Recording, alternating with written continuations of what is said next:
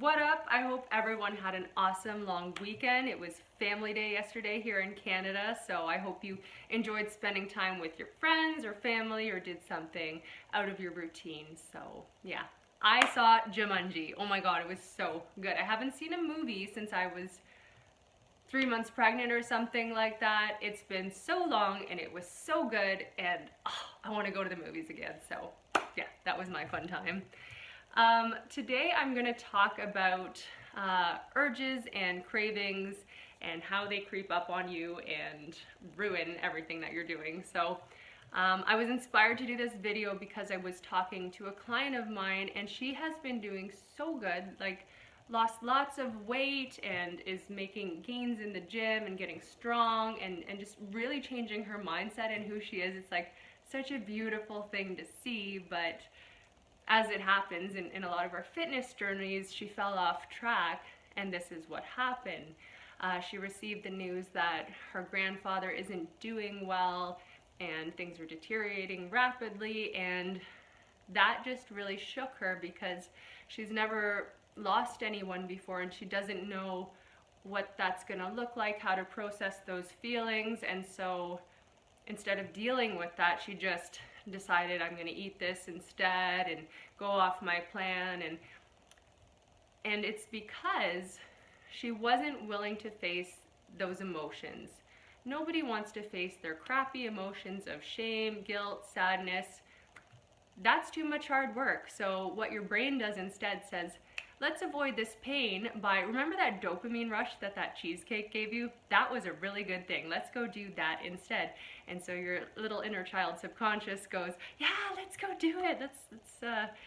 I don't want to be, experience pain today. So that is how that happens. And the problem with that is that what you resist persists. So those feelings are going to creep back up and be like, hi, we're still here and you haven't paid us any attention or even acknowledged us. And we're just going to keep making you feel sad. And what do? Oh shit, I don't want to feel this way. I'm going to drink that wine instead. I'm going to go shopping instead. I am going to purge my closet and rearrange it. I am going to do XYZ. But there's no effing way I'm going to deal with what that means for me right now. I can't handle that. So we've all been there and it sucks. So and obviously this is something that I have dealt with in the past. I wasn't able to face my feelings and emotions, and so I would suppress them with alcohol, drugs, food, an eating disorder. Like, coping mechanisms were my thing, but they were not healthy or good for me. So what I did was I had to learn to sit with those feelings and experience them.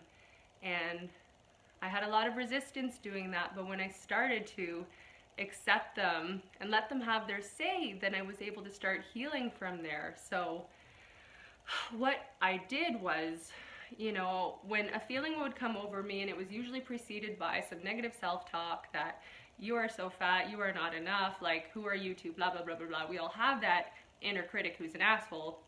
And it puts you in this headspace of like, oh, I feel like shit, like it's, and you go down that tunnel. So when that happens, what you can do to change that path of, drinking that wine or eating that food or going shopping or numbing out or whatever, watching, 10 fucking hours of Netflix, you can do this instead. You can write down what you're going through. You can, what happened, and then what does that mean to you? What does that actually feel like?